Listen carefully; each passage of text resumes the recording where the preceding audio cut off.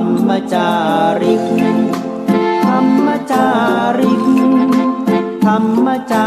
ริกธรรมจาริกธรรมจาริกธรรมจาริกธรรมจาริก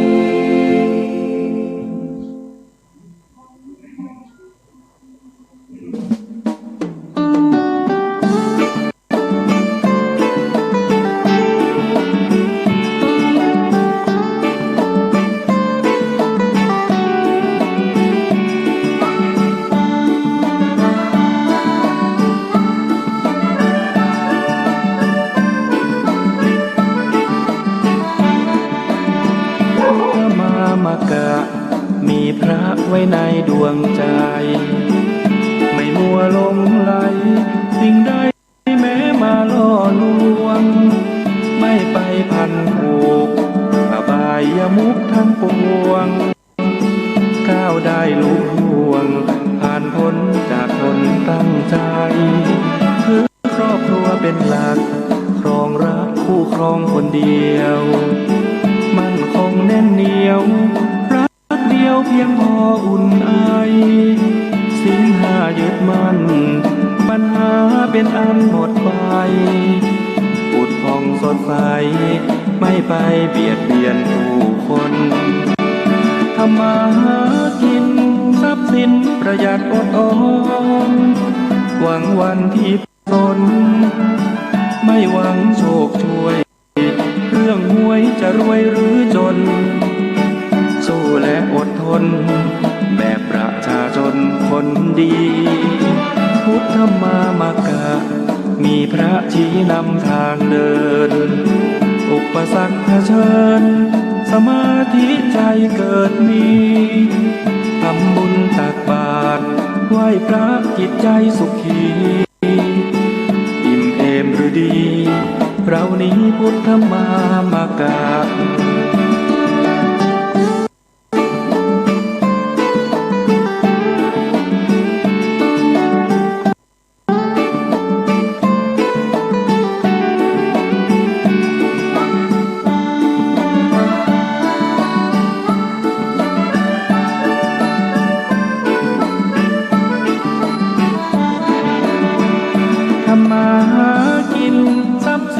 ประหยัดอดออมหวังวันที่พร้อมสร้างวันที่ไม่ขัดสนไม่หวังโชคช่วยเรื่องหวยจะรวยหรือจนสู้และอดทนแบบประชาชนคนดีพุทธมามกะมีพระชี้นำทางเดินอุปสรรคเผชิญสมาธิใจเกิดมีทำบุญตักบาตรไหว้พระจิตใจสุขีอิ่มเอมหรือดีเรานี้พุทธมามกะ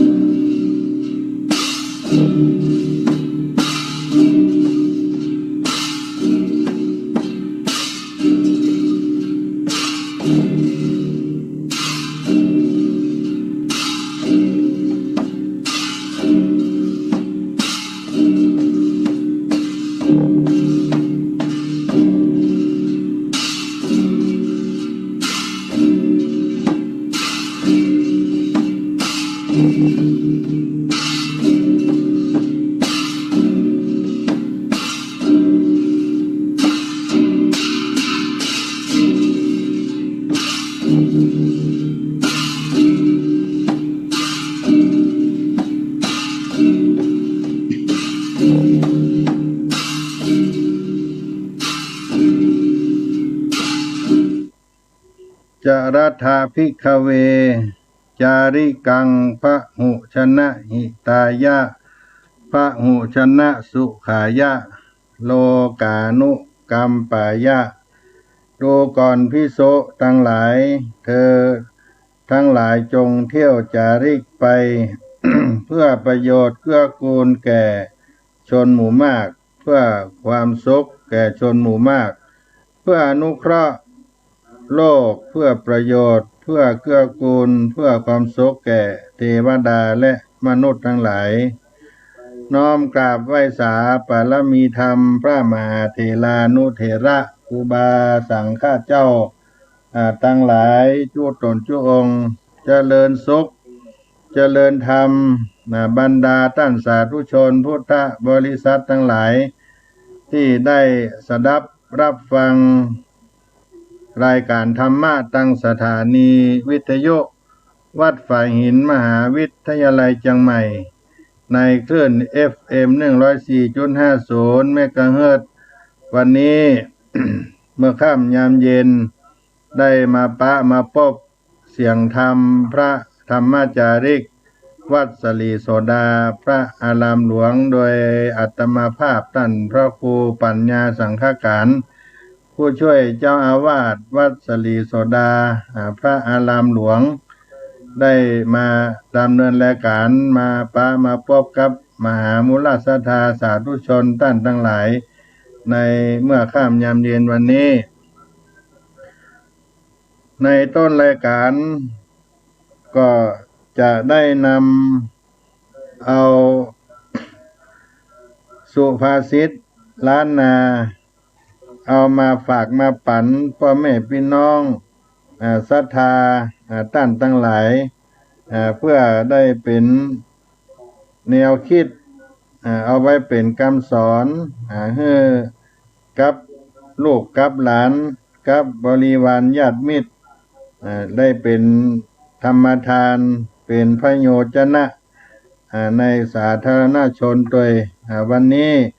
ก็ได้ เอาสุภาษิตในบทที่ว่า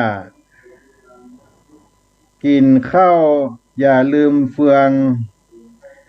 กินเมืองอย่าลืมไพร่กินข้าวอย่าลืมเฟืองกินเมืองอย่าลืมไพร่ได้กินข้าวอย่าลืมฟังข้าวได้ครองเมืองก็อย่าได้ลืมไพร่ความหมายมีว่าได้ดีแล้วอย่าลืมผู้สนับสนุนได้ดิบได้ดีอย่าลืมบุญลืมคุณผู้ที่ให้การสนับสนุนกินข้าวอย่าลืมเฟืองกินเมืองอย่าลืมไพร่อาจารย์สนันธรรมที่สำนักส่งเสริมศิลปะวัฒนธรรมมหาวิทยาลัยเชียงใหม่เพิ่นได้ประพันธ์เป็นบทข้าวสุภาษิตล้านนาไทยในบทนี้เอาไว้ว่าหลอนกินข้าวแล้วเจ้าแก้วแก่นตาอย่าได้ลืมนาต่อเฟืองต้นข้าวนั่งแต้นคำเหลืองกินเมืองเป็นเจ้าอย่าลืมเหล่าไตไผ่น้อยเจ้าได้ใจหวานเจยบานชื่นจ้อยโพดภายไผ่น้อยตัวไปมีสุขร่วมสุขตกบ่ใจไกลเจ้าบ่ลืมไตก็ฮักเจ้าในความหมายในบทข้าวนี้ก็ขยายออกไปให้ท่านผู้ฟังได้ทราบว่าได้กินข้าวแล้วอย่าลืมท้องนาและสั่งข้าวได้นั่งบัลลังก์ครองเมืองได้นั่งแต้นแก้วบัลลังก์คำกินบ้านกินเมืองอย่าได้ลืมเหล่าไพร่ไตมีสุขร่วมสุขมีทุกข์ก็บ่ละทิ้งห่างไกล เจ้าบ่ลืมไตก็ฮักเจ้าเช่นกันกินข้าวอย่าลืมเฟืองกินเมืองอย่าลืมไพร่เป็นสุภาษิตคำสอนได้ดีแล้วอย่าลืมผู้สนับสนุนผู้มีบุญมีคุณแก่เฮาก็นำมาฝากมาปันพ่อแม่พี่น้องศรัทธาสาธุชนทั้งหลายในเมื่อค่ำยามแลงเมื่อค่ำยามเย็นในวันนี้ ศ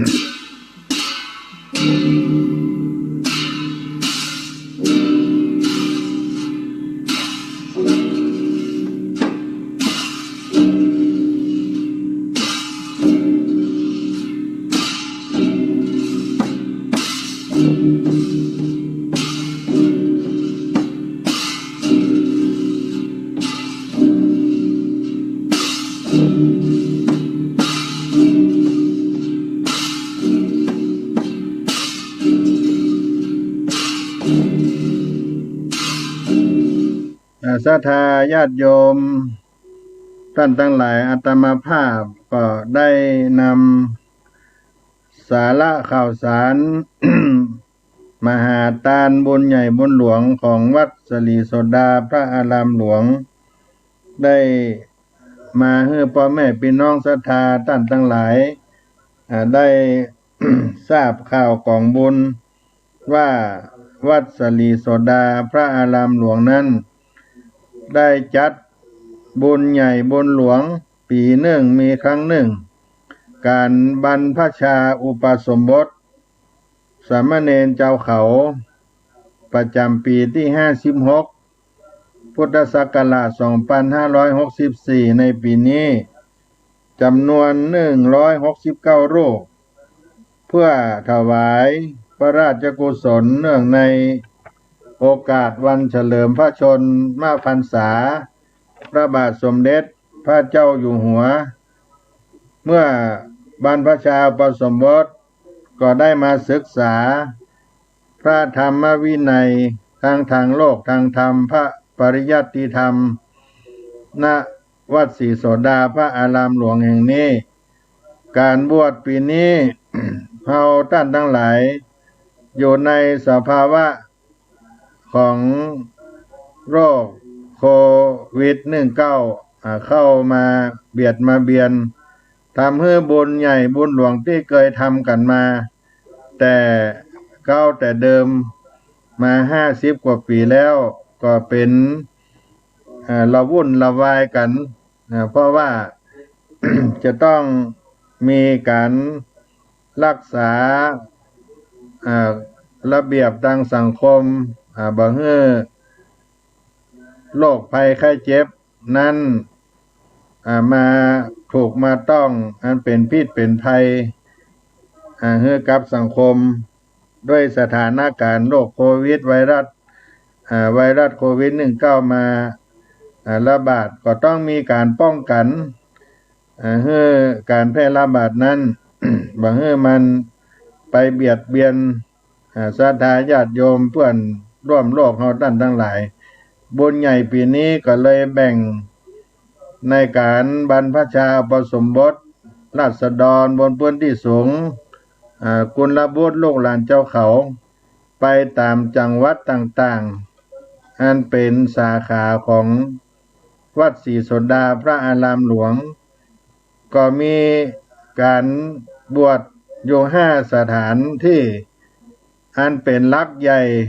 ของวัดศรีโสดาพระอารามหลวงของเฮาเป็นต้นเป็นแห่งที่1ที่จังหวัดเชียงใหม่ก็วัดศรีโสดาพระอารามหลวงวันที่11กรกฎาคม2564แห่งที่2นั้นวัดพระธรรมจริกห้วยสแตงจังหวัดน่านวันที่12กรกฎาคม2564แห่งที่3ที่จังหวัดตากวัดพระธรรมจริกต่อพระคีวันที่13กรกฎาคม2564แห่งที่4นั้นจังหวัดแม่ฮ่องสอนที่สำนักงานพระธรรมจาริกวัดแม่ลาน้อยประจำจังหวัดแม่ฮ่องสอนวันที่14กรกฎาคม2564แห่งที่5จังหวัดลำปางที่วัดพระธรรมจาริกวังใหม่วันที่15กรกฎาคม2564ก็เป็นมหาบุญใหญ่บุญหลวงบวชติดต่อกัน11 12 13 14 15ญาติโยม5วันรวดแต่ว่าแบ่งสถานที่กันเพราะ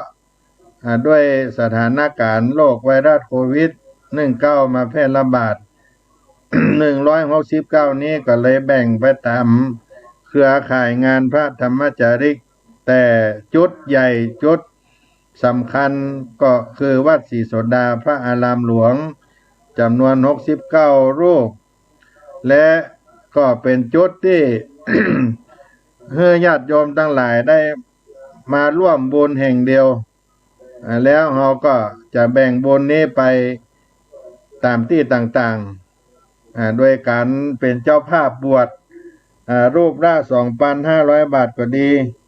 จะบอกบุญไปทางไลน์ทางเฟซบุ๊ก ทางอินเทอร์เน็ตเป็นหมายเลขบัญชี021-122-5401ธนาคารกรุงไทยสาขาสะพานขาวชื่อมูลนิธิเผยแพร่พระพุทธศาสนาแก่ชนถิ่นกันดารนี่เป็นบัญชีกลางบัญชีที่จะต้องรับบริจาคบัญชีเดียวในบุญใหญ่มหาทานในครั้งนี้ในการบวชชาวเขาปี 2564 เป็นปีที่ 56คือญาติโยม ทั้งหลายที่ได้ร่วมบุญกุศลกันในส่วนของวัดศรีโสดาพระอารามหลวงถ้าหากว่าญาติโยมจะมาทำบุญเราก็มีของอำนวยการรับบริจาคที่วัดศรีโสดาพระอารามหลวงแล้วก็ตั้งผ้าไตรตั้งบาตรให้ท่านได้ตั้งจิตอธิษฐานได้เป็นเจ้าภาพเป็นพ่อพระแม่เนนเป็นพ่อโต้แม่พระอธิษฐานเป็นเจ้าภาพท่านใดบ่มีลูกเป็นพ่อใจจะได้บวชเนนบวชพระก็มาอธิษฐานเป็นเจ้าภาพกันได้และท่านใดต้องการใบอนุโมทนาในการทำบุญ ก็มาขอได้ที่วัดศรีโสดาหรือว่าจะส่งมาที่ Facebook ที่เพจของวัดศรีโสดาพระอารามหลวงช่องไลน์ของวัดศรีโสดาพระอารามหลวงก็ได้ญาติโยมก็ไปคลิกดูที่ Facebook วัดศรีโสดาที่เพจวัดศรีโสดาที่ไลน์วัดศรีโสดาก็เข้าบอกได้หรือถ้ารู้จัก Facebook ของท่านพระครูปัญญาสังฆการก็ฝากในข้อความก็ได้ก็จะได้นำเอาไปที่ของอำนวยการรับบริจาคใบอนุโมทนาบัตรญาติโยมที่แจ้งชื่อที่อยู่ไปรษณีย์แล้วก็พร้อมเบอร์โทรศัพท์ที่จะติดต่อไปกับท่านก็จะได้ประกาศบอกบุญกุศลให้ท่านทั้งหลายได้รับทราบตัวก็เป็นบุญกุศลวันนี้ทางของอำนวยการผู้รับบริจาคได้แจ้ง มาตังอาตมาภาพที่วัดศรีโสดาศรัทธาบ้านหิมกิ่มใกล้ของเฮานี่เนาะพี่น้องบ้านจังเคียนพี่น้องบ้านจังเคียนวัดใต้วัดเหนือวัดพี่วัดน้องกันทุกปีถ้ามีการบวชที่กรุงเทพพี่น้องบ้านจังเคียนเพิ่นก็ลงไปร่วมงานบวชด้วยกับวัดศรีโสดาพระอารามหลวงวันนี้ก็มีมูลศรัทธาจากบ้านจังเคียนก็มีจิตศรัทธาร่วมเป็นเจ้าภาพเพิ่นเอามโนนศกมาตานด้วย มีมโนนแก่นแก่นใหญ่แต่เต้าอันถังสีถังใหญ่เนี่ยญาติโยมสีเพิ่นทาสี TOA นี่นะมโนนศกมาตานเอาไว้ให้พระให้เนนได้ฉันเป็นภัตตาหารคงจะใกล้สุกใกล้ที่จะพอฉันได้วันพรุ่งนี้ต่างพ่อครัวแม่ครัวก็คงจะเอาไปปอกไปปาดเอาถวายให้กับพระกำเนินได้ฉันนั้นมีเจ้ามูลศรัทธาเจ้าภาพคุณสิริมนสิงห์ตั้งกมลอยู่หมู่ 1บ้านจังเคียนซอย 5ถนนแม่ขวามุงตำบลจังเผือกใน ฐานะที่เพิ่นได้มาเป็นเจ้าภาพร่วมบรรพชาอุปสมบทคุณสิริมนสิงห์ตั้งกมลหมู่หนึ่งบ้านช่างเคียนร่วมเป็นเจ้าภาพ 2,500 บาทนี่ก็ขออนุโมทนาบุญโดยพี่น้องบ้านหิมกิ่มใกล้เปิ้นว่าได้ฟังรายการท่านพระครูปัญญาสังฆการได้บอกบุญงานบวชประจำปีก็เลยขึ้นเอาบุญกุศลมาร่วมกินร่วมทานได้เป็นเจ้าภาพในการบวช 2,500 บาทอันนี้ก็เป็นสถาบันพี่บ้านน้องบ้านไกลบ้านหินก็ขออนุโมทนาครับคุณสิริมนสิงห์ตั้งกมล146/10หมู่1บ้านจังเคียนซอย5ถนนแม่ขวามงตำบลจังเผือกอำเภอเมืองจังใหม่ได้เป็นเจ้าภาพแล้วก็คุณการจนาคะชาหมู่1จังเคียนได้ร่วมเป็นเจ้าภาพแถม100 บาทก็ได้มาร่วมกินน้ำตาลอันนี้ก็มีหลายท่านอยู่ในบัญชีก็มีนักมีหลายแต่ว่าเอามาประกาศบอกบุญที่เพิ่นได้ฟังธรรมะสถานีวิทยุวัดฝั่งหินแล้วก็ฟังรายการด้านพระครูปัญญา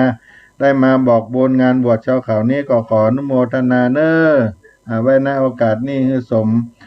ความมุ่งมา่ปรารถนาของเจ้ามูลศรัทธาที่ได้มาร่วมทานคุณสิริมนสิงห์ตั้งกมลและคุณกัญจนาคาชาบ้านจังเคียนญาติโยมทั้งหลายวันนี้อาตมาภาพว่าจะเอาพระธรรมเทศนาเอามาฝากมาปั่นเมื่อค่ำยามเย็นในวันนี้ก็บ่ได้เทศมา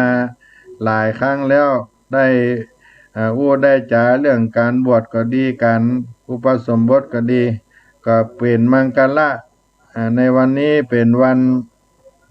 อังคารที่22เดือนมิถุนายนจะได้เอาธรรมพื้นเมืองเนาะอันนี้สงส์บวชญาติโยมทั้งหลายก็ได้ฟังการบรรยายเรื่องอันนี้สงส์บวชไปนักไปหลายแล้ววันนี้จะเอาธรรมเทศนาอันนี้สงส์บวชเป็นธรรมเทศนาพื้นเมืองของป้อนานบุญคิดมาประเรียนป้อนานบุญคิดวัชรศาสตร์ที่เพิ่นพิมพ์เอาไว้ในเมื่อหลายปีละแล้วก็เป็นธรรมพื้นเมืองที่ให้ทราบถึงอานิสงส์การบวช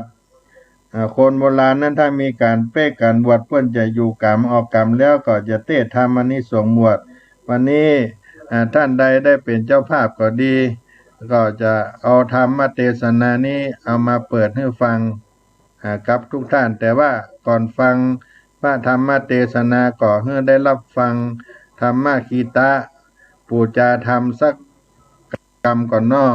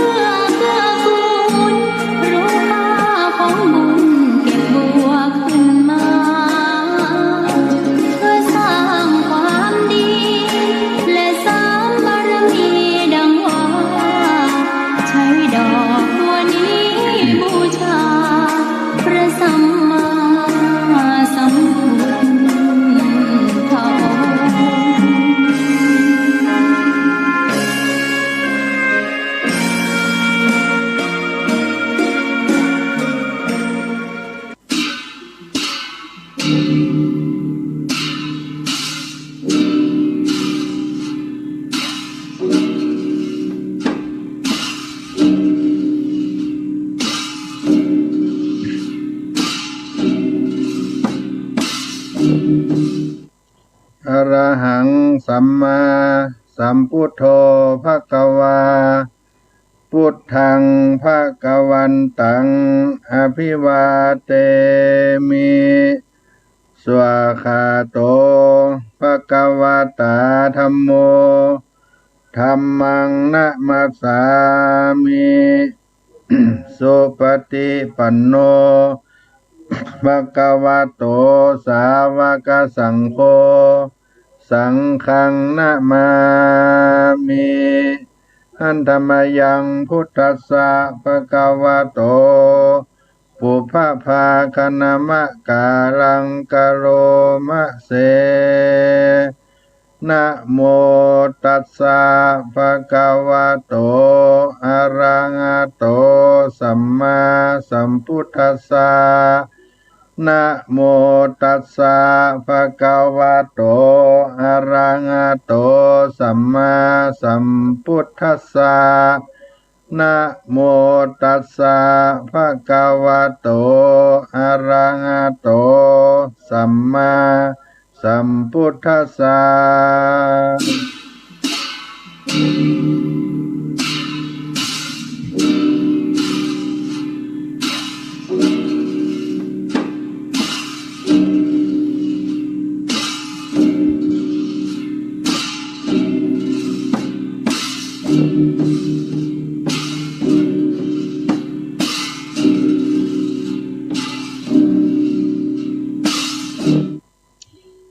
สมเด็จเลยพระคาโตฉลาดเสด็จขึ้นธรรมาสน์แก้วและจองคำไหวหลังอาบเอิงดีมีรัศมีงามอยู่ย้อยแย้มส่องไฟแก้มเพียบผิวคำผู้คาของละบำธรรมจิมพระอยู่จ้องจองขอพระคายาเก่งคำขอ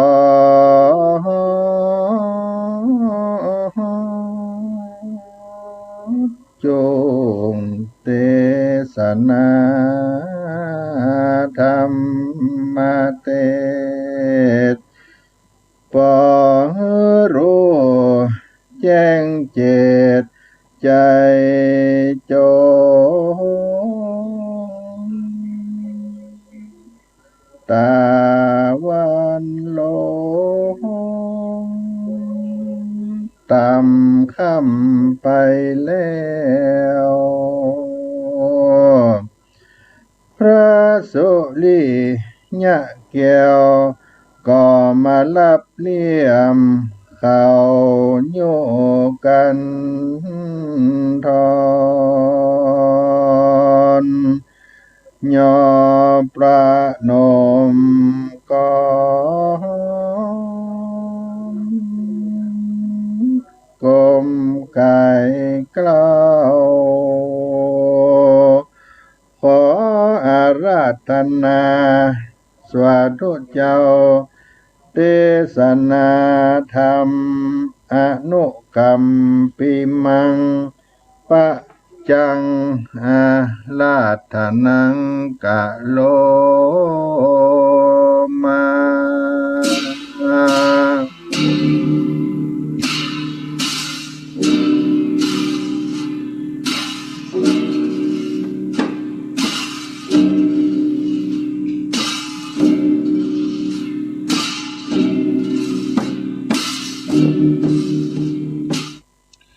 นะโม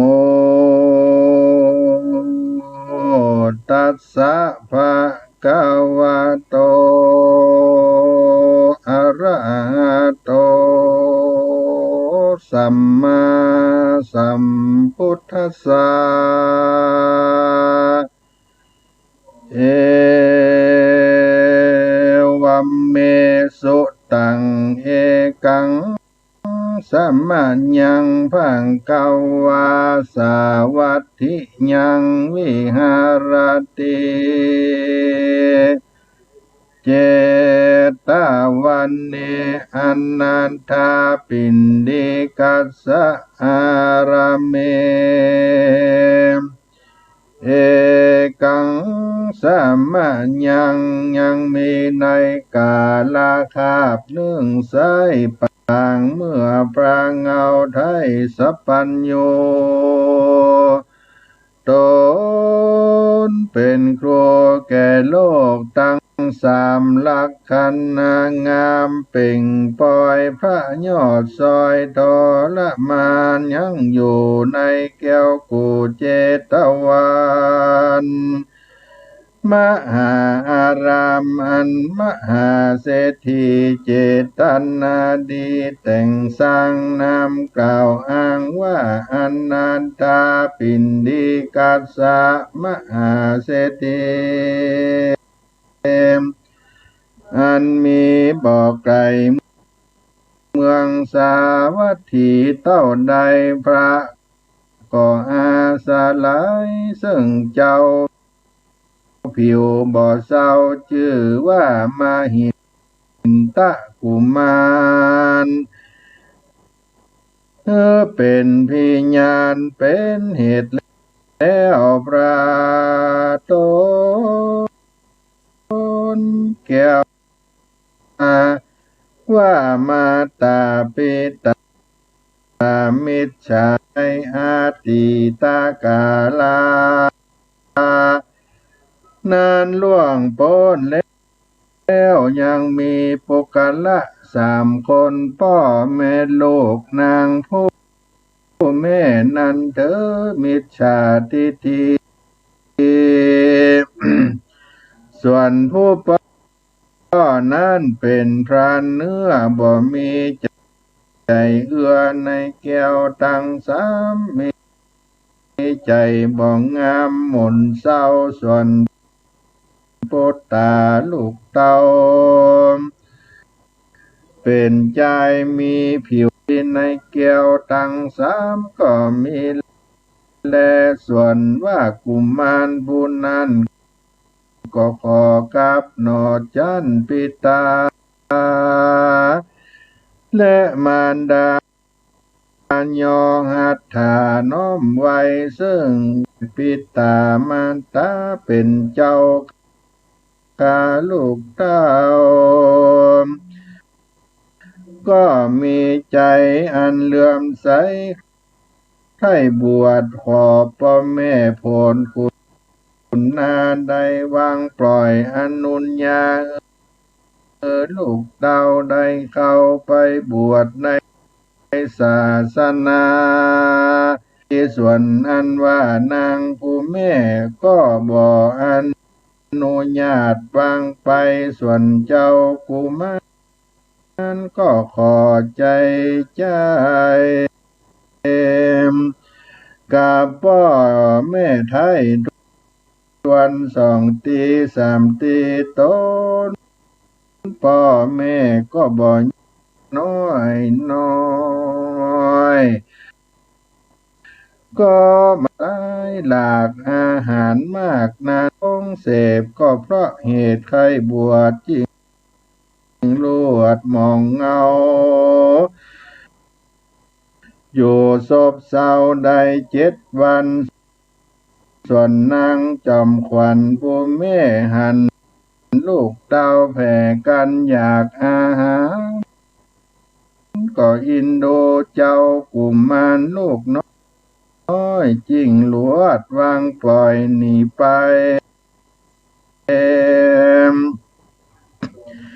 ว่าโดราใส่ใจเฮ้ยเจ้าแม่เจ้าจุ้งไปบวชแต่ตามใจเอ้ย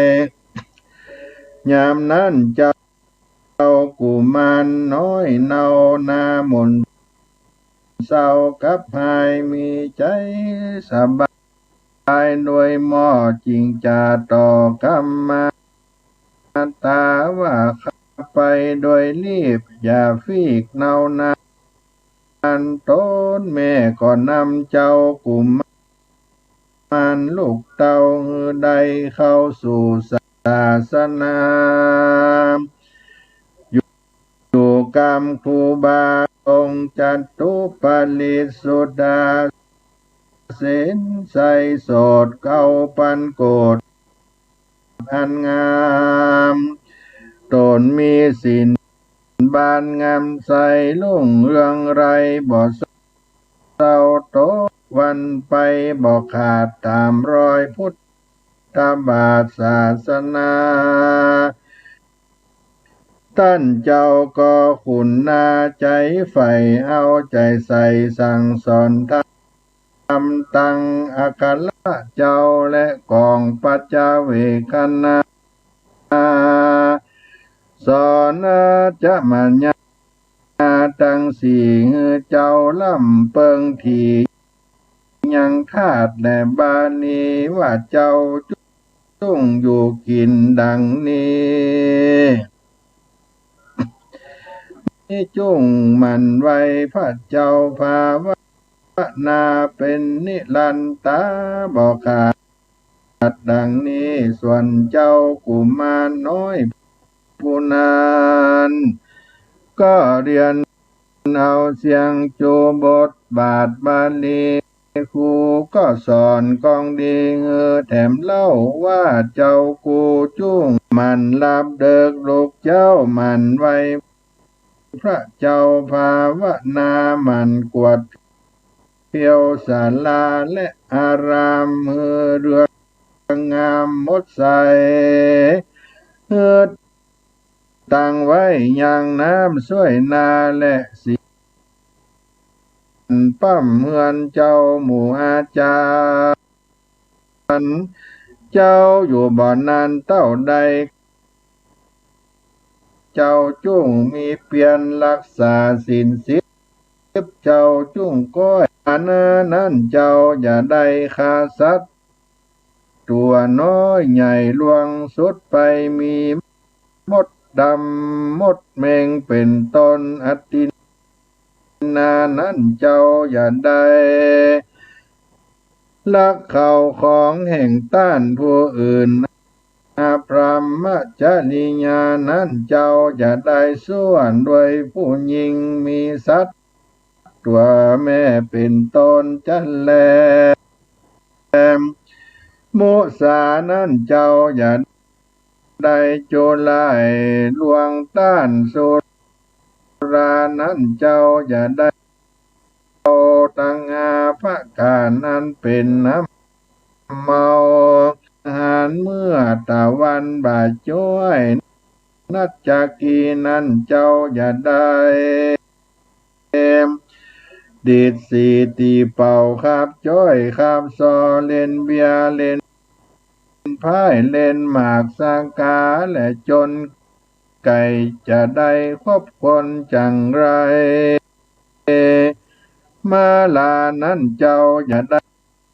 เน็บดอกไม้ไล่ลาตากันทะของหอมมีจวนจัน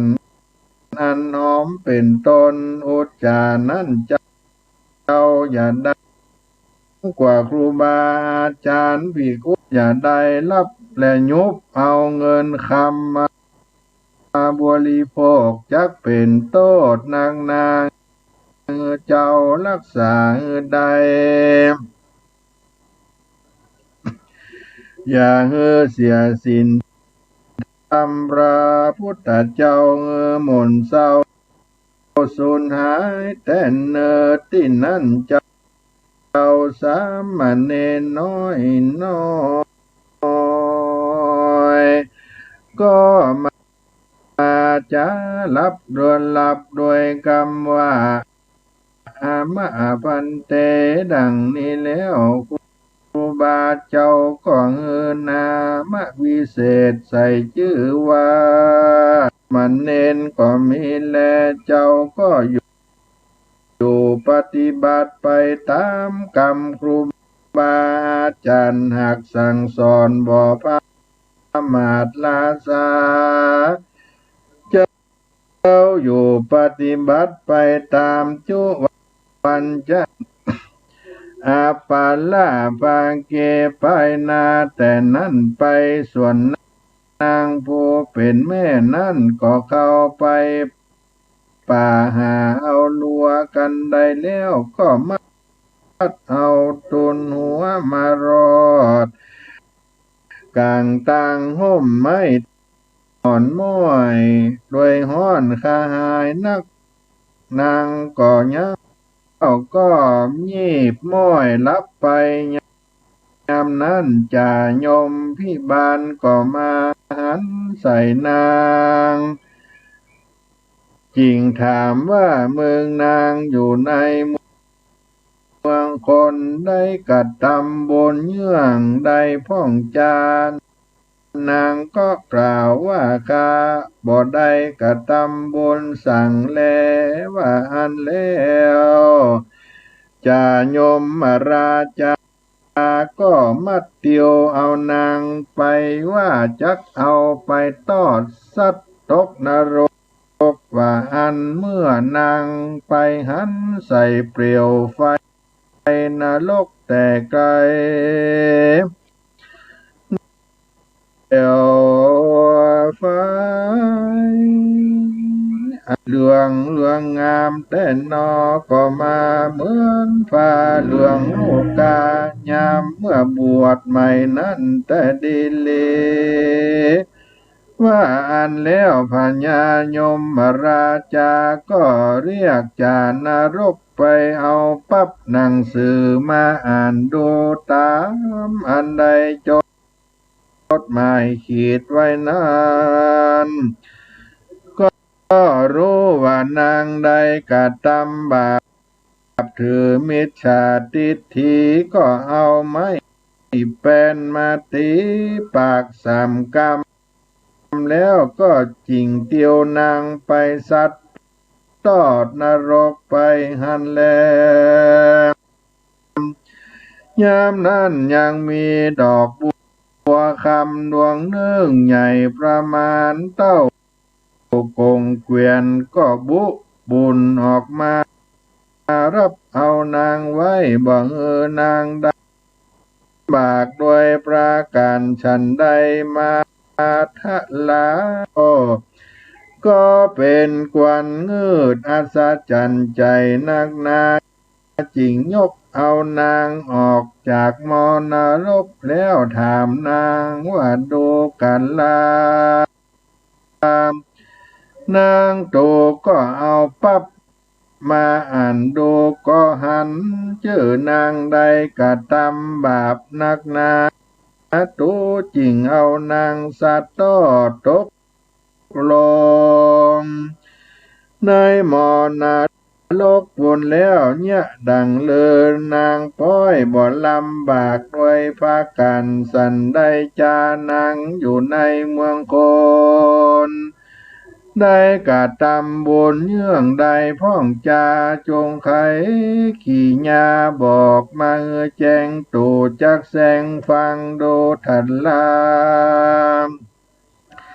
สาอิทธิส่วนว่านางผู้นั้นก็ไว้พระญายมราชาว่าข้าแต่เจ้ากูผู้ข้าอยู่ในเมืองปูนผู้ข้าอยู่ในเมืองคนปูนบ่ได้กระทำบุญจำศีลกินทานสั่งสักสิ่งเต้ามีลูกแก้วยิ่งปุตตามีใจเดียวเฉลียวฉลาดได้เข้าไปสู่พุทธศาสนาแล้วได้ถึงปัปปัจจาสมณเพศตั้งใจเจตเป็นจีอยู่สาวัตถีเมืองใหญ่ข้าขอบอกเจ้าตามไฟกำมีแล้วพญายมราชาก็ส่งนาง กลับคืนมาสู่มนุษย์ลาเมืองคนวันนั้นแลกันว่านางรอดเดือนตนแล้วก็บอกยาก็ฟ้าบอกยังลูกแก้วตนฟังจุปราการแล้วเจ้ามาหินตากุมารสามเณรเจ้าตนนั้นกันก็มากันนิ่งใจดูว่ากูได้บวชเป็นสามเณรก็ยังได้โพดแม่กูแต่แลกูจักได้ปั๊มเป่งได้โพดเติงพิตาพ่อกูแถมก่อนว่าอันแล้วเจ้าก็อยู่ในไปบ่อนนานเต้าใดก็ได้เติงอุปสัมปตากรรมเป็นภิกขุทะลงจตุปาลีโสทศีลงามจ้อยโจดโดยเกิดใจเจ้าโพดเอาพิตาและญาติกากคุณเจ้าก็อยู่กับตำบลไปบ่คล้องบ่มนมองกำเศร้าเจ้าก็เข้าไปสู่บ้านเจ้าก็เข้าไปสู่อุปชฌาย์อาจารย์ตนขอเรียนเอาเสียงจุบาทบาลีปิตังกามีตังสามและกองปั้มเป่งภาวนามีพุทธคุณธรรมคุณ สังฆคุณและตวัดติงสาการมีเกศผมเป็นต้นเจ้าก็อยู่เมตตาภาวนาไปจะใจอยู่บังเหิงเมื่อนานเต้าใดปิตาพ่อแห่งเจ้าก็ดับขันสู่มรณะตายไปบาปกรรมมาควายจริงได้เกิดเป็นเปตวิสัยก็จะเดินไปเสาะหายังที่อยู่แห่งลูกตนก็เววนภาพควายก็ไปพบใส่ภาพปันนศาลาก็ไปตีสัญญาก็ไปสัญญาตีต่อยเป็นประตูก้อยดังกะกกกะกอกเพื่อจักบอกว่าตนมาตีสัญญาดังนั้นแล้วตนตันเกียวก็กล่าวว่าเป็นปุกัลลาผู้ใดนั้นจาเมื่อนั้นปิตาพ่อเจ้าก็กล่าวกำว่าข้าก็หากเป็นพ่อแห่งเจ้าแลว่าอันยามนั้นตั้นเจ้าก็แผ่เมตตาแก่ปิตาพ่อแห่งเจ้าถึงเวลาพวกเจ้าตั้นก็เข้าไปปิณฑบาตเข้าน้ำโภชนะอาหารแล้วก็หยาดน้ำหมายตาลไปหายังปิตามันดาพ่อแม่ป้อนแผ่ออกจากเพศในบัดเดียวก็ได้ไปเกิดเป็นเทวบุตรเทวดาไปอยู่ในเมืองฟ้ามีผาศาสตร์สูงได้15 โยชนะผากดต่อหน้าตันตากับตังมันดาผู้แม่สร้างบนมาบ่แว่ไปไหนก็ได้อยู่ร่วมห้องพากดในเตศต้องตวาติงสาส่วนบุญตวยตันพ่อแม่อายุมันแก่ยืนนานก็มีวันนั้นแลนาติ้นนี้จักจานโดยอานิสงส์บวชก่อนแลผู้ใดได้บวชลูกตนเป็นสามเณรมีอานิสงส์ได้4 กัปเป็นภิกขุมีอานิสงส์8 กัปเอาลูกต้านมาบวชอานิสงส์ก็มีสันเดียวกันแลผู้ใดได้บวชฆ่าตนเป็นสามเณรดังอันก็มีอานิสงส์2 กัปเป็นภิกขุมีอานิสงส์4 กัปปุกาละผู้ใดผัวเมียตน ไปบวชเป็นสามเณรมีอานิสงส์8กับเป็นภิกขุมีอานิสงส์16กับผู้มีศรัทธาบวชตนเป็นสามเณรได้อานิสงส์16กับเป็นภิกขุได้18กับอันว่ากับหนึ่งนั่นแลผู้ปามาดังเลอนั้นจะเกิดเป็นดังหินก้อนเนื่องสูงได้ปันวากว้างได้ปันวา100 ปีติบในเทวดาได้เอาผ้าติบมากวาดละตีเมื่อใดหินก้อนนั้นก็ค่อมไปเปียงแผ่นดินเลี่ยนเกียงดังนากองใจเมื่อใดดังอันจริงใดจื่อว่ากับหนึ่งแลส่วนเจ้าภิกขุโตนั้นก็อยู่ปั้มเปง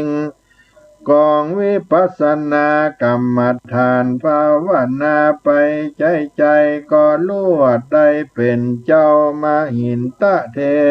นในกาลบัดนี้แลนาเตสนาปะลิโยสาเนในเมื่อแล้วธรรมเทศนาส่วนปริสัตตังสี่บางพ่องก็ได้ถึงโสตาสกิตากานาการหันตาตามบุญสมภารแห่งตนอันใดกาตาที่การมาแต่ก่อนก็มีวันนั้นแลปปัจจานิสังสานิติตาขีญาณกล่าวยังอานิสงส์บวชก็บังกมสมฤทธิ์เสด็จสาธุสาธุสาธุ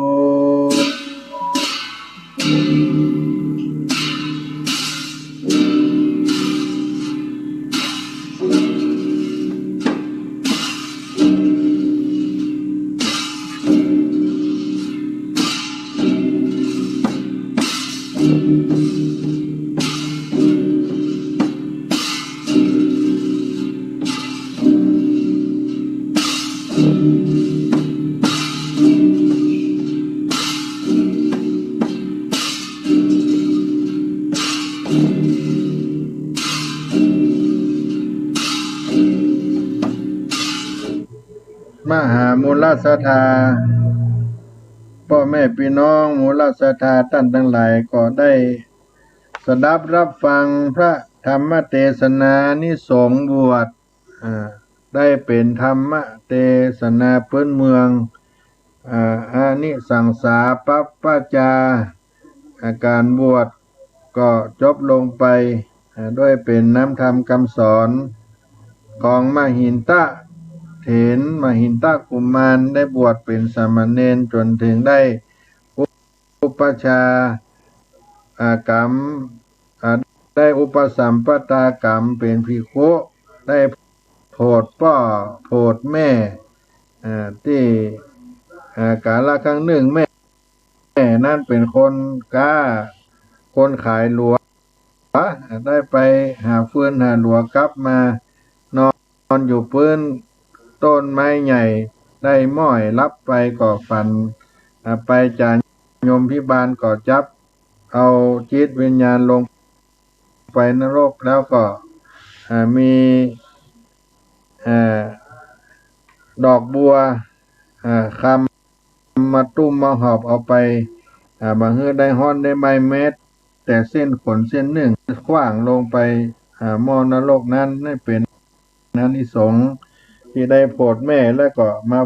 โปรดพ่อที่ได้เป็นเพตตาวิสัยก็โดยย่อโดยแคบที่เอามาผู้มาจากพี่น้องแต่ว่าเป็นพระธรรมเทศนาโบราณเพื่อนมีการมาเทศนาเป็นธรรมพื้นเมืองแล้วก็เป็นธรรมเก่าเดิมที่ให้พระเนนใหม่